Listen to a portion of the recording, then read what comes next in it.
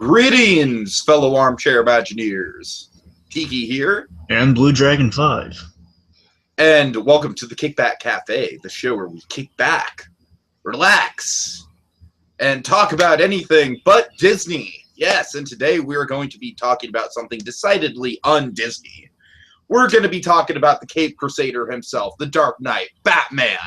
But we're not just going to be talking about any Batman. We're going to be talking about, well, BlueDragonFive, why don't you take us through some of the details? It's not exactly Batman per se, folks. Not exactly. You see, though, just to kind of give some clarity here. So, Bruce Timm, man behind the bat, so to speak, the big man behind the Batman that defined generations, including myself, including Tiki recently. Bruce Timm was basically the guy behind Batman the animated series and basically the whole DC animated universe, which is the reason we have the DC direct-to-video, the DC original direct-to-video animated films. They're basically the PG-13, like out-of-universe tales that adapt stories like Dark Knight Returns or Death of Superman, and stuff like that. And it's the one thing that DC is currently doing better than Marvel, so give them a pat on the back. Sure, DC knows how to do animation. They really do. Yeah. However, the problem is they don't do enough of it, if you ask me. But anyway. Yeah. Point is, so Bruce Timm, he took a leave of absence, and you'll notice that's when DC animated films, they took a decline in quality. And basically, since Dark Knight Returns, which is my favorite of the DC original animated films. There have been some good ones in between there too, like Assault on Arkham, which is fantastic. But Dark Knight Returns was just like the realization of so many people's hopes and dreams. Like, I mean, I've listened to Kevin Smith go on for like 2 hours about how much he loves that. It's crazy. It's like how many people, and I can't say, I've read Dark Knight Returns like recently, but I can't say that I was one of those people. Like, I was much more involved in, let's say, the Watchmen movie, and because I was heavy into Watchmen when that came out. But with Dark Knight Returns, it's kind of like, I know I certainly have seen Dark Knight Returns. I really like it. It's really dark and gritty. It really kind of sets the tone with what DC's doing really well. And it's kind of funny, BlueDragonFive, because I feel like when the movies try and go dark and gritty, I mean, especially with Man of Steel, but we won't have that debate right now. But when the movies try and go dark and gritty, I feel like it doesn't even work as well as when it does when we have something like this, what we're going to talk about, which is like a 5-minute little short that gives you so much atmosphere and so much kind of dread and suspense built into it. Now, of course, this is kind of the masterpiece, one of Bruce Timm's kind of masterpiece. Like, it's fun. It's like an offhanded masterpiece of Bruce Timm, because he's had a whole career of kind of being on the borderline of dark, and with these direct-to-video animated films, they've PG-13 onward. They've been allowed to go really dark, since starting with big ones, starting with Red Hood onward, because Red Hood was like people are cheering for all the violence in that movie. And basically, Bruce Timm, he knows how to do dark, and basically that's just Bruce Timm unhinged in his wheelhouse without censors to worry about. Oh yeah. And of course, Dark Knight Returns is kind of a crowning achievement of adapting a dark story and doing it well too, but also infusing in proper, like, the moments of, like, that's Batman, or like the moments of hope and heroism that you really want in that story. And that's, Steve, I just want to clarify right here. You mentioned you read Dark Knight Returns. Do you mean you also saw it, the animated movie too? Yeah. I read The Dark Knight Returns about a year ago, and then I saw the animated movie actually before I read Dark Knight Returns. Just making sure, because me, as much as I'm doing wrong, I mean, they're both really good, but if I really had to boil it down to it, I'm going to say I love the animated movie more because it's so awesome. Well, you know what? It's interesting because the main difference, it's kind of like the Blade Runner versus the director's kind of Blade Runner. The main difference is that narration, and when you take the narration away and when you kind of focus more so on just the inner feelings of those characters, but on a more kind of cinematic, visual level, I feel like it becomes even more compelling. Yeah, but then again, I think a lot of that translates into what you're visually seeing, and we're not going to talk too much about it. No. The point is, fantastic movie, great direction. That was kind of the high note Bruce Timm left on a while because he was doing other things, and basically he was also doing the Batman anniversary short. He did the black and white Batman 75th anniversary short called Strange Days, which was also pretty good. It was kind of like an opening act to this in a way, almost. It was just kind of like a classic, the 1939 Batman. And anyway, so after that, he, I assume he was working on this all along. That's my guess. He's kind of working this out because it's a big passion project, big thing Bruce Timm loves. He loves kind of classic Jack Kirby which is all about the new gods and stuff like that. So he has always a kind of a god thing. And also, he loves monsters and classic horror. So basically, horror and Jack Kirby God stuff. That's his wheelhouse. Kind of bringing that with the DC comics and just kind of that was kind of the thing he's always been building into when he can go freelance. Because the big thing I always wanted to see him do, especially if he's going to leave the DC movies for a while, I was hoping he was going to go to Marvel and fix them. Because at the very least, I was hoping he's going to, because Marvel animation right now is in a horrible state. But oh god, yeah. Oh my at the very least, I was hoping again another thing in live action. I heard that Adventure show is pretty good though. No, don't buy it. Well, I mean the new one's not good. Earth's Mightiest Heroes? No, that one's good. I'm saying the new one. That's okay. I've heard Earth's Mightiest Heroes. See, here's the thing. The good Marvel shows are all canceled. Earth's Mightiest Heroes, Spectacular Spider-Man, phenomenal shows, no longer around. Well, but, I mean, like, I'd love to see him do like an animated Fantastic Four show because he loves the Fantastic Four. I'm like, and he loves Jack Kirby, and that's the thing. It's a marriage made in. But the point is, and Fantastic Four has a lot of different kind of cosmic elements to it that would lead to kind of an animated universe, and and of course there are characters that haven't gotten the proper respect on the silver screen despite multiple tries. I just saw the trailer for the new one in theaters with Jurassic World. Didn't look very promising, I must say. Yeah, but the point is, Bruce Timmy's been gone. It's been really sad because there has been a decline in quality since with the animated movies. So the point is, it's a long way to return. He's coming back, and here, let me give you a little just kind of glimpse of what he's coming to us with this idea for the next DC animated film. It's called Justice League Gods and Monsters. Again, kind of building the gods and the monsters in there. Mm-hmm. Now, the premise of this is he's subtly poking fun at the New 52, which I think is pretty awesome, but he won't say it because he can't say it. But the idea is because New 52 kind of re-energized the franchise, kind of reinvented stuff, inspired him. It's what he said on the sneak peek and everything, just saying, of course. It's inspired him to kind of like pose a what if, an Elseworlds state. It's kind of celebrating all the DC Elseworlds, which again gives us like Dark Knight Returns and Superman, Red Sun, all these outside set of the universe stories for the DC comics. Right. It doesn't do anything. It's like the what if Batman was a vampire. So again, these are old stories that have been told. Yeah, what if? Now, seriously, those are what if for everything, which gives us the whole multiple Earths thing in DC. Mm-hmm. All the multiverses and stuff. Like, what if all these Elseworld stories happen? Well, where would they be in a different universe? Frankly, I would love to see them try and incorporate that into the DC cinematic universe. I feel like that'd be a way to set them apart from Marvel. They're doing that on the small screen with Flash right now, so that's what they're doing. Right. Of course, and Flash is a big part of putting all that together. Again, maybe I wouldn't count. I think as soon as they do Darkseid in the live action, that's when they'll be doing that sort of stuff. But again, we'll see. And we're not turning this into a Batman v Superman discussion, but I am not a fan of Darkseid being in that movie. No, I'm not saying in that movie. God knows not that movie, but I'm just saying down the line. It's rumored, though. You realize that? Oh, that's impossible. But no, seriously, it's people are rumoring that. People are rumoring everything with this movie. So it's not. Yeah, well, I just hope that particular thing is not true. Let's just leave it at that.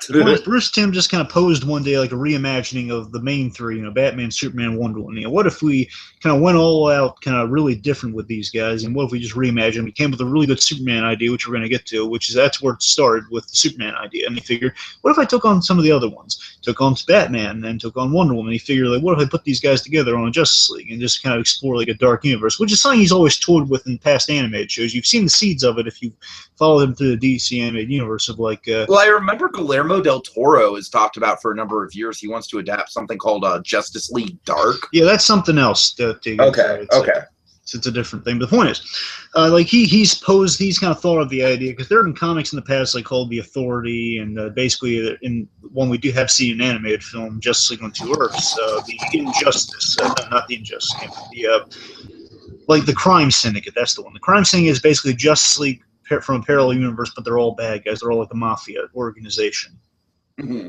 Like Superman's a real bad guy. Batman's voiced by James Woods. It's a really cool animated movie. It's based on Batman voiced by James Woods. Seriously, it is, and he's oh my god, yes, sold. And he plays like he has like a nihilistic belief. So he basically says like, why do we exist? Why should we live? It doesn't matter what we do in life. That sort of thing. James Woods is seriously one of the most underrated villain actors of our time. Okay, but seriously, the point is, he's kind of posed the idea, what if the Justice League went rogue? And Bruce Timm was kind of the guy who brought that to animation, kind of brought that to storytelling, like he brought into the forefront of, let's take a look at all these great ideas of if our heroes go too far, go a little too violent. And basically he brought that with this current thing he's working on, Gods and Monsters. So what if we had a Justice League that was just kind of a way we've never seen before, heroes that go the extra mile. In a subtle way, he's also maybe poking fun at the DC cinematic universe taking a dark turn, because he likes light Superman, but yeah, exactly. Because the running gag of Bruce Timm is he can do dark very, very well, but he always just kind of, with the help of all these other fantastic minds around him, he's able to put like a more brighter thing out there with a lot of darkness underneath, though, and he loves just going unhinged. And this movie's his excuse to go a little unhinged with these characters and raise some really interesting questions. Okay, so essentially, like, help me out with this, though. These shorts that we're going to be reviewing, 3 shorts, Wonder Woman, Batman, and Superman, which all have different titles, of course. Let me get into that. I'll explain perfectly here for you. Yeah, please do. Again, so he's working on an animated movie for this, which are the 3 of them on the Justice League. So what we're seeing now, this is basically a cool marketing kind of thing. like their solo adventures in a way. Yeah, it's kind of like a little prelude adventure. So I'm not sure if it's set exactly before they met. They haven't given that details. Basically, just giving you a little example, like a little adventure for each of them, so you know who they are beforehand a little bit. Mm-hmm. Yeah, it's a marketing thing. It's kind of put out there by the Machinima YouTube network, which do really good work, by the way. They're really smart, those guys. And again, so they basically put these shorts out. I'm not sure if they're going to be a preliminary release, and I'm hoping it's just going to be they're there. I assume they're going to be there for a while. They got to be the smart move, because how can you not? Yeah, and they're fantastic. I don't think I have the link on right now, but I'll go ahead and put. So basically, for this entire week, they've been for like a day space in between. For 3 days, pretty much, they put out like a Batman, Superman, then Wonder Woman, and they've all been like little shorts giving you a taste of what you're going to see in the movie that comes out next month. Mm-hmm. And also, there's a comic series in the works right now. Some guests they're testing the water, seeing like if they can explore this universe a little more. To be honest with you, what I love it to be Bruce Timm's secret project is working on like a whole online series of these. Oh, that'd be fantastic. I think that's his secret plan with this, but we'll see. Again, we'll see. Like if there's, I don't know. He's come back after a break. I'm wondering why he took a break.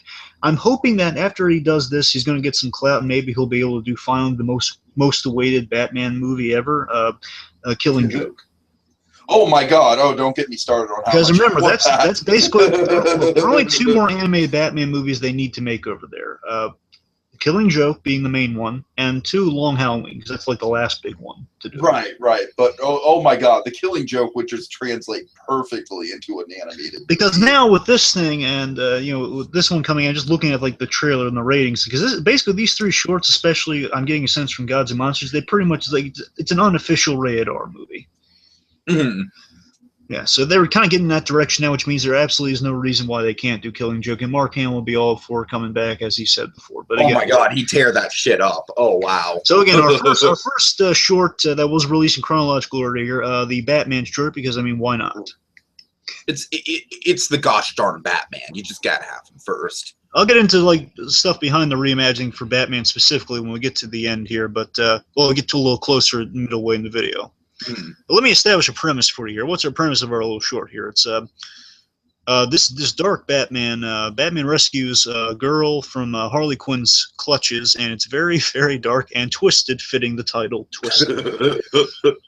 This is Harley Quinn as you've never seen her before, folks. Mm-hmm. So, Tiki, what was your initial reaction to this short, without getting too into it? My initial reaction to this short is I felt like I was on a really dark and twisted carnival dark ride the whole time. Like the whole thing had this thick layer of atmosphere and menace to it, and it unfolded in such a way that like you just got these details and not so much like the overall story. And so like just the progression of it from going into the kitchen and seeing the stuff in the fridge and yada, yada, yada. I just felt like I was being taken on a really creepy haunted house ride the whole time. Oh, yeah. It's just, to me, at first it was a little shocking, like, how dark they went, because, boy, they went really dark. But I was so impressed and intrigued by it, though, because there's so many interesting ideas kind of posed with a Batman like this, like we see. Oh yes, And the biggest thing I was surprised and delighted by is that this whole short reminded me, like, it's like this blast of nostalgia seeing Bruce Timm back in the saddle with these guys. And this is like there's a whole lot of Bruce Timm here because the designs are pure Bruce Timm designs. It's not just like Dark Knight Returns was Bruce Timm behind it, but this is like literally Bruce Timm like designed these characters painstakingly because Bruce Timm unhinged is like he's able to draw really sexy girls. Yeah, but the thing about Harley though in this is like, you know, I really consider her decidedly unsexy right here. Well, I mean, yeah, that's the point. I'm just saying in general, Bruce, like, she's real scantily clad. Like, yeah, he does. No, she's definitely scantily clad, but it's just the way she's animated, you know, her disturbing body movements and stuff like that. That's what really gets under your skin. Yeah. Yeah, but what I mean is, like, I don't know, sure you know this, Stig or not, but Bruce Timm in his off time, he does these, let's just say, these art books for the adult crowd that are, again, he's just, he really knows. Would they be sold on adamandeve.com potentially? I don't know what that is, but. It's a pornographic adult store that a lot of podcasts. But it's not exactly, it's taste. It's just a girl. It's nothing being done to, it's like a. Okay. It's like an art thing. It's like basically. I hear you. He has an ability to draw girls really well, like the classic comic artist, but he goes a little further with it, just showing like how beautiful they can be. But the point is, but he doesn't go Frank Miller on it. I hope. Well, I mean, he doesn't go he doesn't capture stuff being done. No, but that, again, I don't want to get in. It's a little creepy. The point is, the point is, he's a really great artist. But even aside from the women, you know, you have the classic Bruce Timm designs and then the look there, which is so refreshing to see. I haven't really seen this since Justice League, and it's always fun to see. Sure. Okay, so seeing that just brought back a lot of nostalgia, but I love the cue. There are a lot of subtle cues to the classic 1992 animated series that I really, really love. Basically, the animated series R-rated, though, and I really love that. Yeah, that's definitely the vibe I got off of it. It's like Batman's finally grown up with us, and it's like, so, like, I don't need a grown-up Batman, but seeing it for a change is kind of cool. Okay, without further ado, let's get into the recap. All right, so, you know, we start with a lot of atmosphere, kind of showing this building that the shadow of Batman is swooping down on. Yeah, we got like a really noir-looking Gotham. We see, like, kind of that silent, silhouetted Batman. Right. And we get the reveal of him, and it's like we know right away it's Batman. But he just looks very different. He's got kind of like the red eyes, almost kind of like Star-Lord's mask-style red eyes.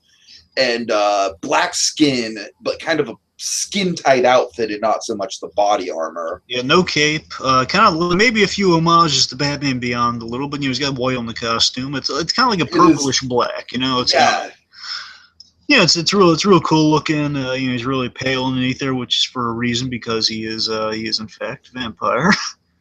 And of course, right. And of course, we should mention that this is Michael C. Hall, and he gets to say all of what three words in this whole thing. Yeah, about. Yeah, he doesn't say a lot, but again, you know what? In those 3 words, it's like he put as much emphasis onto those 3 words as Vin Diesel did into every single "I am Groot." And again, he really makes it. I love kind of it's such an appropriate thing given, like, if you're going to do a Batman like this, it makes complete sense you'd have a Batman with a Dexter vibe. Of course. And he does. I love it's kind of a mix of Batman and Dexter. He has this perfect kind of silent investigative side to him, and I really love that. Mm-hmm. And also, just overall with this short, we do kind of see here. First of all, I love the Bruce Timm backgrounds here. Just kind of, I mean, I'm not saying per se he did the backgrounds. I'm saying it's in the style of Bruce Timm animation with the backgrounds of like these really detailed backgrounds. You can see like these really beautifully painted. Like it looks like basically almost hand drawn backgrounds, but you know they're done on computer, but look really good. Sure. And you basically, this whole short is really excellently paced. You know, a lot of exploration allowed in every shot. And it's really creepy. Like you follow Batman looking at the blood trail on the ground, like stuff like that. And so you see like the bloody sink, and it's all creepy. And it's like this demented warehouse home environment. It is indeed a warehouse. Yes. Yeah. Thanks for pointing that out. And again, one of the biggest, it's the subtlest thing I love most about this special. It seems so silly, but again, my favorite bit was when you're kind of seeing Batman follow the blood trail. I love, again, this is a huge homage to the classic animated series where you'd have these artful shots of Batman's shadow leading it down the way. Like you see, there's like him. Oh yeah, definitely. It's not him in silhouette, but you see a shadow on the ground pointing the way with ears almost. I just love that. It's something so simple, like it takes me back to my good old days. And then we see a little fridge, and it has a smiley face button on it. And little pictures and stuff on the fridge. Yeah. Maybe, I don't know, maybe a little bit of a Watchmen callback. Who knows? I don't know. I think maybe that's reaching. Maybe that's reaching, because it's not like the Watchmen smiley face. But. So, Batman's had a long day. He wants something to eat, so he opens the fridge. No, I'm kidding. He opens the fridge to investigate, and basically, let's just say Harley doesn't have a sandwich in there. She has a Dahmer-style setup of body parts and heads, and also, comedically enough, more Easter eggs and references here. She has Soder, which is in the Superman animated series, just the Superman comics. They couldn't call soda, so they called it Soder. It's a funny nickname for soda. It's real fun, just like it's grape soda. But I like how that's like the one thing in the fridge that looks like it's in good condition. But also, it's kind of funny that she has like the little. I remember this from another Dexter's Lab from the cartoon, where they had the whole you put the ice tray with the your favorite fruit juice in there. And you put oh my God! Yes, I did that as a kid, and it worked amazingly well. Yes, I also did that. I thank Dexter's Lab for that. I also did that once. The boys I loved this seeing it. Well, Dexter, all you gotta do is fill the ice tray with your favorite fruit juice, and then put some plastic wrap on it and put it in the fridge. Can you imagine? 6 hours, and there you go. Can you imagine if that was done with the Michael C. Hall Dexter? Oh, God. Okay, well, fucking A, Dex. Here's what you fucking gotta do. You gotta put these goddamn. Okay, I'll stop. Thank you, Deborah. Sometimes I don't know what Deborah thinks with these sort of tirades, but she does make good advice. Dex, I'm just trying to make fucking popsicles. Okay. It takes me back to old summers. Anyway, so the point is, also I just love the little subtle gag of it's not in the freezer like it should be. It's in the fridge. It's a little twisted thing of Harley Quinn. She can't get the juice things right. Right. Anyway, so little ice cube treats are there. So basically, even Batman's a little horrified, like, oh my God. Yeah, it's gnarly. It's a gnarly sight. It's not just one head. It's like a bunch of legs and arms and 3 heads at least. I think the most disturbing thing is how distorted the shapes are. Because they've just been sitting there molding for God knows how long. Yeah. Okay, anyway, so then we have, I love just kind of the serial killer vibe we do have. We just see the stairwell, and we know if it has such a serial killer, you do not go down the stairs. Like a Buffalo Bill vibe, do not go down the stairs. I know Trinity's down there. Yep. But but my dark passenger compels me forward. Imagine John Lithgow as the Joker. Oh my God. That would actually be amazing. I co-sign on that. Okay, anyway, so Batman gets down there and he sees this Jack in the Box set up in this really creepy room that's 3 Jack in the Box, 3 big boxes. And he opens it and there's Jack in the Box. The next one, again, this is a brilliant build throughout this whole scene. You don't know, there's 3 boxes, and even if you play the Arkham games, oh man, there's something bad. There's something that's gonna shock you when you open those boxes. Yeah. You get to the second one. I'm expecting Harley to pop out of these boxes any second. Anyways, the second box is a little even creepier than that. It's basically it's a body cut in half of a dead guy. It's dressed like a clown. Yeah, that's fun. And then the third box is moving. He opens it, and it's the victim. The girl says, "Oh, thank God you're here." This is basically he says something like, "Are you okay?" I'll get you out of here. And then she says, "No, but she's behind you." Oh, I love the terror that she has in her face. She's behind you. I mean, that's what I really like about this. Is it turns Harley Quinn from kind of like a cosplay icon into just the straight up insanity that the character should be. I'm not saying that the cosplayers don't respect the character. I'm just saying that this is kind of taking her back to she's a sick, sadistic serial killer. There is nothing sexy about this character. Well, to be fair, again, this is reimagining her. So Harley traditionally isn't like a sick serial killer. She helps us. She helps us. Okay, yeah. Like she's usually. I'm saying there are different like the new. Hello. Yeah, you got me. What's that noise? Like you're messing with something there. I'm not messing with anything. Okay, it's fine now. Never mind. Anyway, point is like even like Harley Quinn nowadays they make her a little more sick and twisted. But again, it can vary. So this is like the most twisted I've ever seen Harley Quinn. Oh, absolutely, yeah, without a doubt. The point is, that's interesting. It kind of leads to why this series of shorts is so interesting in the first place. It's also interesting because this is Harley Quinn's co-daddy because her other co-daddy is Paul Dini, and this is like Bruce Timm's the guy who created Harley Quinn along with Paul. Oh dear. Oh yeah. It's like, oh, how my little girl's grown almost. Oh. It's so twisted. Anyway, so we get like a reveal of this Harley Quinn. I love how the hammer's dragging on the ground. It's like the most. Oh yeah. It's like the most unhinged Bruce Timm design of Harley Quinn you could imagine. It's like basically there are a few cues from the new 52 Harley Quinn. So I mean, I think he makes them work. Like the new thing with Harley Quinn is like the hair is half black, half red. Mm-hmm. Yeah, I think it looks okay. I mean, like here it looks okay. Yeah, it's fine. It's fine. Yeah, and so basically there are a few new touches of it though, so it's not completely new 52, which I thought like twisted given what she does to people. Like I love how she has like little stencil marks on the neck looking like they're stitches. Right. Oh god. And of course the hammer. I love it being like a sledgehammer. Like there's no giant mallet. It's like a sledgehammer. It'll kill you. Mm. I got a question. Let's talk about this. Are the undies really necessary? Like she's wearing just underpants. Like she's wearing this underwear with like the the legging sort of the ripped legging sort of things. Well, I mean, I guess that kind of goes back to what you're talking about with Bruce Timm. I mean, it's kind of like it shows how unhinged Harley is, but at the same time, there's like just an air of sexuality about her that is kind of inherently part of the character. Yeah. I didn't mind it. No, I'm just saying, like some people can it gets into this territory too of like, is it fan service? Is it necessary? I mean, it's okay, I guess. It's a little. Do we need it? But it's okay. Do we need it? Probably not. Yeah, but I mean, it's twisted. It's like basically that's the signal. Like, yeah, this is PG-13. Ooh, yeah, right. I hear you. Yeah, this feels more like rated R. You know. Well, no, I think if we were getting skin on her, that'd be R-rated. Well, I hear from the movie we're going to have actual nudity in the movie, from what I hear. Okay, and that would be a first because they've that would definitely be a first. I'm just saying they've skirted on with the most recent, not the most recent one, but I mean the last good one. Assault on Arkham had Harley Quinn. Basically, she was the parts were obscure, but she had a sex scene with somebody. So I'm just saying that's the closest they've ever gotten to full. I'm wondering how far they're going to go with it. We'll see. Yeah, ooh, man. I'm just asking this because also in Killing Joke there was some nudity in that story. I'm just curious how far. Okay, that's very true. That's very true. That's all. Yeah, that's the only reason I'm focused on the nudity here, folks. Yeah. Okay. Anyways.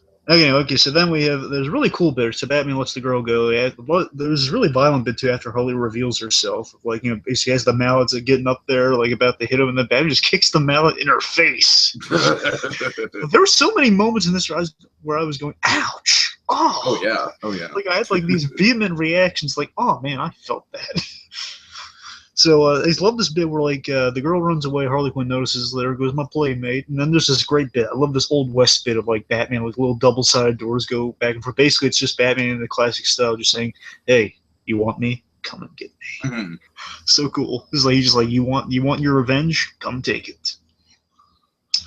Yeah, of course, Tara Strong is Harley Quinn. You know, she's doing a great job.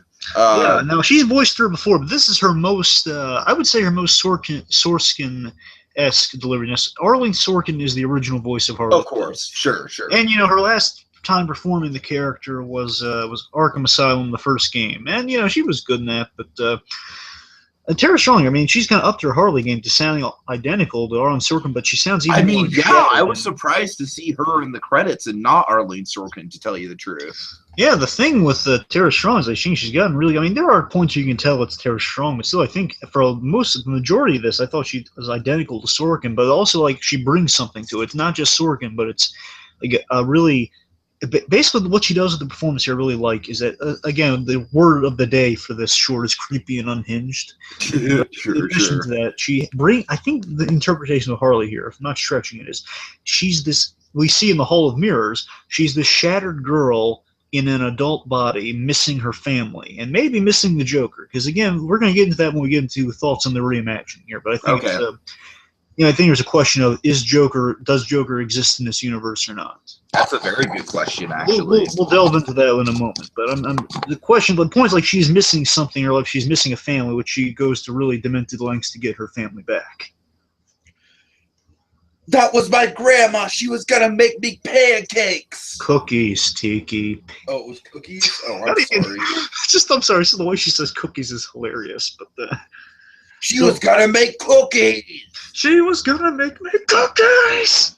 So the point that Tara Strong, she really brings a lot of dark comedy with this Harley, and I just love that. It's like she's doing horrific things, but she's so hilarious and so creepy. Mm-hmm. But again, I'm kind of justifying the need for the undies here. It's like the idea of like this. It's kind of Bruce Timm going for like visually as well as emotionally here, like a little girl missing a family who's grown up, and because of that, has a screw loose. Maybe like that's her still being a little girl in the design a little bit. You know what I mean? I don't know. Like I said, I kind of took it as sort of just it's a nod to the fact that Harley Quinn is inherently a quote-unquote sexy character, but the things she's doing here are decidedly unsexy, so I think it's kind of like a visual contradiction in a way, a very deliberate contradiction. You got a point there, definitely. Okay. Anyway, so the point is, like, also it's really funny going down the Hall of Broken Mirrors. There's a little Mickey Mouse reference. Wait, where's the Mickey Mouse reference? There's one of the cracked mirrors is literally a Mickey Mouse head. Oh, a hidden Mickey? Oh, great. Yes, there is a hidden Mickey in this, which, again, why? I have no idea, but it is 100% hidden. There's a hidden Mickey in Jurassic Park The Ride. And it implies that Michael Eisner got eaten by raptors. It's pretty funny. Because it's mouse ears with the name Michael on them, floating in the water above the raptors. Okay. Anyway, so also, I love what she's going through, again, kind of with the unsexiness here. It's kind of funny. She's going, like, she's picking at her teeth, looking in the cracked mirror. I thought it was pretty funny. Oh, yeah, that was great. And, like, now that little bleep is going back to her drab life. That was kind of shocking to see that character use the B word. Well, no, she's... Who's B? But, you know, in like the Arkham games and stuff, she's been able to curse and stuff like that. And again, the DC. It's very true. I guess I'm just used to seeing her from her animated series days. Oh, sure. But also, just I love again the Tara. When she yells, you can tell it's Tara Strong. It's like saying, "With me, I could have made her fun forever." Oh, that's true. Yeah, that is definitely Tara Strong right there. Yeah, and then also, here's a bit here. This is, again, it's a good thing Batman's a vampire. Otherwise, probably would have killed him. But you know, he's kind of hiding on the ceiling here, and after she says that, he tries to swoop down, knock her out. But again, she's armed with a sledgehammer, and there's this one hit that is like, oh, every time. It's like she swings like rapidly, pulls a hit like a bat, like a baseball bat, and hits a bat. Hit right into the mirror. It's like, oh god. Like, ouch! And then basically, Batman stumbles into to the end of the hallway into her room set. Oh, I love how it's like a set, like she has like little windows as set pieces on the sides there, and the couch and TV and everything. Oh, right. Now, this is kind of like I was like, oh my god! Like Batman has this my god moment looking at it. Just we see these poor victims. So the idea, as we saw at the fridge, is kind of like again really nice kind of reveals and build here to the stuff. We see all this body parts. So the idea is she has stitched together people to look like a family and placed them on a couch. They're rotting bodies on a couch. They're all stitched together like individuals. The idea is many people went into the construction of these individual people. Yikes. And also, again, I don't know. Again, I'm wondering how much of this is just given by this short. How much Bruce Timm is kind of poking fun of the New 52, or at least referencing New 52, because there are a few things in here reminiscent of, like the clamps making the smiles. It's kind of something Joker did in the Snyder Batman story. I don't know. Also, what about Dollmacher? Well, Oh, Dollmacher was a little. Do you mean like Dollmacher from Gotham, or do you mean like Doll? Well, I mean how they portrayed him in Gotham as Dollmacher, yes. No. Well, I mean, no, it's stitched. Well, it's stitched together, maybe, but they weren't like deformed, stitched together. They stitched together coherent people. But in the end, it might be. So the point is, it's not so much the stitching; it's more so like the clamps for the smiles and also the flies. Because when Greg Blue did the joke about this face off, he stitched together. He like clamped his face onto his head, and he had flies buzzing around him all the time. Right. Anyway, so the clamp smiles and all the stitched together look, it's so hard. I'll tell you the bit that just really gets me about that, Tiki. Okay. Seeing the kid there on the ground, like, oh my God, she did this to kids. Oh yeah. Not just one kid, apparently a few kids. Oh, it's so terrible. And again, she was going to do this to that poor woman we saw trapped in the box. There's like little Cisco's here. So she's really building the family. And also, I love the little set design. Like, she has a little picture on the wall of like her peeking out from the frame and like the family in the background. Oh God. It's so demented. It's like a little home sweet home sign there too, which we're going to see that come back. Oh yeah, I saw that. Yeah. So the point is, like, basically, it's kind of an interesting idea. She's rebuilding a family we can only assume she doesn't have, that she's either lost or killed for all we know. And she's just kind of remaking that with like grandma, mom, dad, and then a little Billy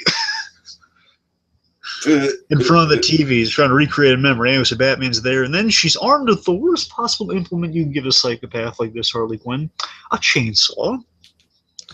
Not a good idea around these decomposing corpses. Yep. No super creeps in my room! And basically, she's a little overzealous and hypercharged, and again, crazy. So she's swinging the chainsaw at Batman, and he ducks out of the way because he's Batman in one universe or another, and decapitates Grandma, which again horrifying to see. But there's no blood or anything because they're just really gross mummified corpses at this point. And head goes on the ground. Harley Quinn's, oh, Grandma, she was gonna make me cookies. And then it escalates. I wonder how long she's been waiting for those cookies. It's so hilarious. It's like basically it's exactly like Norman Bates. It's exactly like God. Norman Bates with the family. It seriously Right. is. He's imagining they're still alive. And anyway, so basically it goes on. It doesn't just stop at one decapitation. They go all around this set. Like, she's carving through other family members, through the couch, the TV. Batman flips her over a few times, and then there's like steel beams all over the place. She takes one to Batman. He dodges out of the way. She hits a steel beam. I love this bit of realism. I'd never expected to see, but it was really realistic. I really appreciate it. The chainsaw hits the girder like a chain on a chainsaw. Chain comes undone. Like, the recoil hurts her. Like, hits her on the side. There's some blood. It's really gross. Then the Batman takes the moment for her, put her on a stage of defeat, and then she says, all right, I know when I'm licked. Take me to jail, copper. Oh yeah. And then Michael C. Hall wins the short when he says it's the one line he needs to say this whole thing. Which, again, I love Silent Batman, by the way. Just again, I'll get into why I like Silent Batman, why this works so well. But he just says this one line, like she says, "Take me to jail, copper." And then he says, "Huh, jail." Then his vampire fangs come out, and it's feeding time, and a really horrific feeding time that I've ever seen in a vampire movie. Oh yeah. He bites down. I mean, it's so gruesomely, like, you saw jugular penetration, man. That's not right. And then, like, again, like, some of it's off screen, but still, like, just the one, like, when he bites, I've never seen in animation a vampire like bite down like that. It's like, oh my God, I was expecting to be like off screen or something, like the movies, like the Bela Lugosi movie, but nope. This is Batman. This is Batman that definitely kills. Yes, or Batman. Again, maybe that's why he was looking in the fridge. He was really hungry. Basically, God. Again, I'll tell you why, Tiki, because she didn't put him in the freezer. That's why. She didn't put the little... She didn't put the little ice cube thing in the freezer. And, well, you ruined it. Well, now I got to drink it raw. Anyway, so there's a really creepy spatter effect off screen where we see the spatter go onto the Home Sweet Home sign, and that's where the short ends. All right. So what were your thoughts on the reimagining of Batman here, Diggy? Well, it's interesting because I remember you telling me, like, oh, Batman and Vampire, and I'm like, okay, cool, check it out. but just the way that this thing kind of sets it up and sort of draws you in, you're not really expecting that reveal, even if you know it's coming. And what I really took out of it the most, and we'll get into it a little bit, I guess, is just how radically different of a Harley Quinn this is, while still keeping to essentially the core elements of the character. Yeah. So let me explain to you what the logic is behind this, guys. So here's why this Batman is the way he is. Okay. Okay, so the backstory for why Batman a vampire. It's because Bruce Timm, I remember him saying once, it's on Batman on Batman. I think if you might have listened to it or not, but the point is, with Batman on Batman, he explained that he's always wanted to do a Batman, like his dream version of Batman was something that's radically different. That was basically, he didn't say vampire per se. It was a vampire-like guy. It was the idea of like a Batman who's like really just detached from humanity, like a Batman who you would see in doing his stuff, but he wouldn't speak at all. He would speak very, very little. He wouldn't even talk to Alfred. Like a really dark, broody, obsessed Batman. Oh, wow. Okay. More than you've ever seen. And that kind of extrapolated to, Bruce Timm has a love of drawing vampires, especially vampire women. Because again, one of the characters really likes to draw, and again, these girl books he does. He like the Vampirella, which is a vampirist character who's like a sexy girl and a little floss, so to speak. Mm-hmm. Like one of those like the little the red bathing suit things. I don't know. Yeah. Point is, that's Vampirella. He was always that kind of there was in the animated series actually. He wanted to do the vampire. Wanted to create a new vampire character called Nocturna, and he couldn't get away with it because she wasn't going to be scantily clad or anything. The point is, it was vampirism, and at the time in the '90s on animation, you could not get away with vampirism of any kind. That's why when Spider-Man the animated series did a vampire character, they had to really like defang him, so to speak. Pretty much they kiddied him down. So pretty much he couldn't say blood at all. He says, "I must suck plasma." Oh God! So, that is '90s for you right there. Oh, that is some '90s cheese. And bear in mind, now Batman, they got away with a lot more stuff than Spider-Man did, but still, point is, vampires were completely off the table. Spider-Man was lucky to get that much. Well, it's interesting because the '90s, of course, famously was gargoyles. Okay, yeah, that was kind of an exception that slipped through the cracks, but I mean, they're stone monsters and like. I was going to say that the '90s was a satanic panic. No, that's what they call it. Seriously, really? Seriously? Yeah.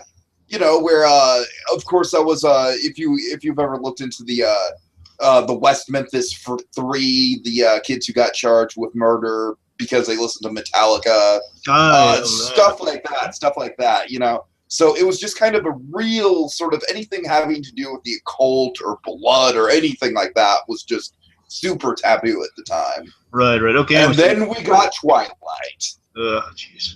Let's just say, I think compared to Twilight, this is like the Citizen Kane of vampires compared to that. Compared to Twilight, this is this is the best vampire movie ever made. I mean, compared to Twilight, Little Blood, that Jonathan Lipnicki movie, Little Vampires, is like the original Bela Lugosi Dracula compared to Twilight. Seriously, folks, check out the Lugosi Dracula if you want to see an actual vampire. Oh no, absolutely. The Lugosi Dracula still has a lot of mood and atmosphere to it. It might not be scary, but it's really moody. Yeah. Even Abbott and Costello meets Frankenstein. That's a better Dracula than any Dracula you've seen. That's a brilliant. Yeah, that's a brilliant comedy. That's one of the first crossover comedies that we ever got. Okay, anyway, so continuing with how we got this Batman. So the idea is this is not Bruce Wayne. Just in case I told you this before, but I figured it wasn't Bruce Wayne. So the idea with this Batman is he is actually a character you've met before, Tiki. This is Kirk Langstrom, Man-Bat, the scientist who drinks the serum. Oh, okay, yeah, that's right. You told me that before. So the idea is Kirk Langstrom, who ordinarily he drinks the serum, he turns into a bat. Who usually is for the most part, he started off as a bad guy. Then nowadays he's kind of an anti-hero. He turns into it reluctantly, he's like the Lizard in Spider-Man. He is mean too.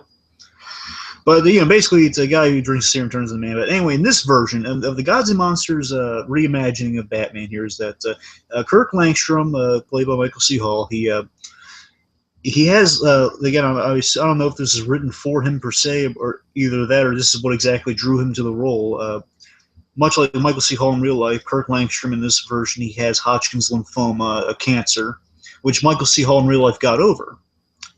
Right. Yeah. Sure. But in this, he has Hodgkin's lymphoma. He's he's working on a bunch of cures. Doesn't work. He's dying. He doesn't like it. Yeah, I assume Francine. There's a girl in the little trailer we've seen. I assume that's Francine Langstrom, his wife, and his wife in the all over. His great love, Francine Langstrom. I assume she plays into it somehow. The point is, he's working on a cure. He works on bat venom as a cure, and it works. It turns into a vampire, though. So he doesn't turn into man bat. He doesn't grow wings or anything. He just turns into a vampire because of the bat serum this time. And then that is Batman, and Bruce Wayne does not exist. Exactly. There's no, at the very least, it's not Batman. If there is a Bruce, I don't even think there is a Bruce Wayne.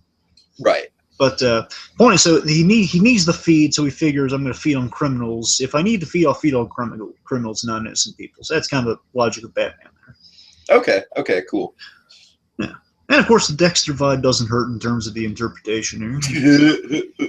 But like I said, man, I just think the way that this whole thing is, from the way that you get the what's in the fridge to how it pays off, it's like a classic 5-minute haunted house ride. It's just a house of horrors, if there ever was one. It kind of reminds me of, Joker's Funhouse from The Killing Joke in a way. Yeah, I think it's kind of interesting. Here's a question we get posed in this short. Like the idea of this universe, it would seem, is that we see a harsher Gotham, and when we have this is a harsher Gotham we've ever seen. We just see Harley Quinn doing this, such a realistic, gritty serial killer situation here. Mm-hmm. With the Harley Quinn flair on it.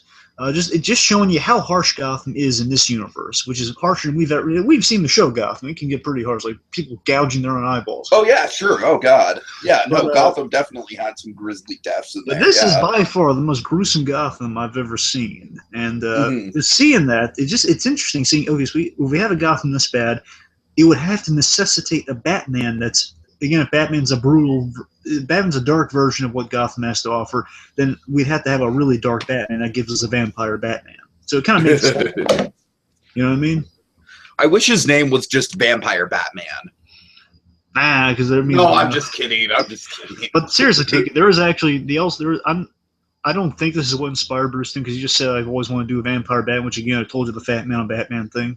Sure. But there is actually vampire Batman stories. It's like a Batman who's a vampire and he feeds on. It's like another similar thing. I'm not surprised. It's called like Batman Blood Rain and stuff like that. Batman Blood Rain. Oh God, what's there's like three with the Evil Bull movie? No, there's like Does Ben Kingsley show up? Yeah, there's like 3 Batmans. I'm just being silly right now.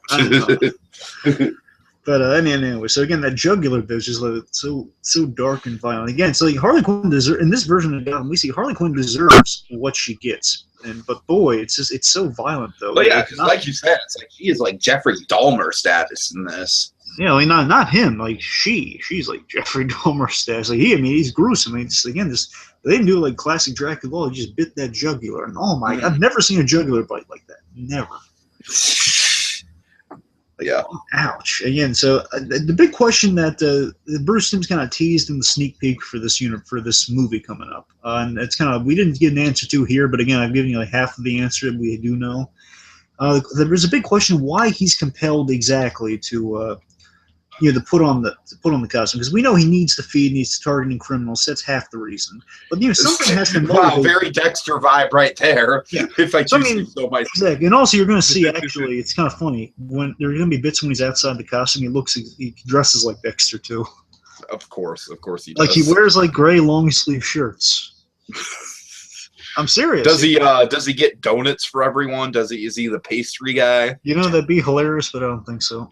Angel Batista, Bear Claw, Harvey Bullock. Oh God, Harvey Bullock, Danish. Okay, but seriously, so the other thing is that there's still a question like what do you think motivates him to put for the costume in the Crusade? Like what motivates him to do the right thing and put on the costume? Like he only needs I'll just do a complete Dexter thing. I was find bad people, kill him. No, he wants to save people, but also do that. I mean, I don't know, man. It's I'm kind of the wrong person to be asking about it. I'm just acknowledging that it's a question kind of raised. I think that Francine getting killed or something might feed into it. We'll see. Mhm. Again, I think Francine's always kind of tied into Kirk Langstrom's story. I mean, some versions they have a daughter, sometimes they don't. I'm not saying they're going to do that with this version, but still. It's like we see in a picture, it looks like he started to get cancer like late in college by the trailer, it looks like. Okay. So, I mean, with like Francine, he has a buddy too. So I'm assuming something gruesome's happening to Francine to inspire him to take on this crusade, at least take on the Bat persona, maybe. Right. I don't know, because again, Bat Venom's really always got going for him for why he has to dress up like a bat per se. Exactly. You know, It's like kind of makes sense. It's like, well, okay, I'm a vampire now, so this city needs a hero, and I'm a vampire, so screw it, Batman. There's one, yeah, because I'm saying something Bruce's kind of teasing. I'm just wondering if it's going to have like a good reveal like that, like something bad happened. That's why he needs to take up a cause and feed. Mm-hmm. Also, here, let me talk about the Joker thing real quick here. So, here's the question: is there a Joker? I mean, we have a little puppet cameo. I would like to think that he's dead. It's interesting. So, I mean, we have a little cameo, and that's why Harley's gone off the rails. Maybe that'd be interesting if that is also a good idea. Maybe that's why she hates Batman too. But I think there might have been a line acknowledging you killed Joker, but they don't have time for that in the short though. So there's a good point. However, there's a little puppet in this short that's kind of a cameo to the Joker. It's Joker looking puppet. Okay. You know, it's like he's hanging around. So again, it might be. It could just be a cameo, or it could be just Harley Quinn desperate for companionship after Joker's gone. Desperate for her dear Mr. J. Yeah, and because he's gone, she's trying to fill the void with family that she has gone to horrible lengths to recreate. Oh dear, oh dear. Or again, still waiting for those cookies. If not that, maybe it's like she's looking for someone like Joker, and that's why it's like she needs a Joker-like figure. If there's no Joker-like figure, that's what she's looking for bench. Anyway, so let me throw you this pitch real quick of a Joker if they did have one. Okay. So again, I personally doubt we're going to see Joker in the film because they got their own story to tell. I don't know if they're going to have time. If they do future sequels or more shorts like this, maybe they'll explore it. I don't know. But here's my pitch for it because again, they blended characters. So again, Kirk Langstrom and Batman, the character, have been blended, and they're in blends. And again, like kind of a Superman and General Zod have been blended. So there are a lot of blends of characters in this universe. So I'm picturing, what if we had, what's the most off-the-walls Joker we could have? A Joker who is completely sane but sadistic. So I'm saying, what if we had, so I'm pitching you this. What if we had a Joker who was just like a sane yet sadistic psychiatrist, who was a combination of Jonathan Crane and the Joker?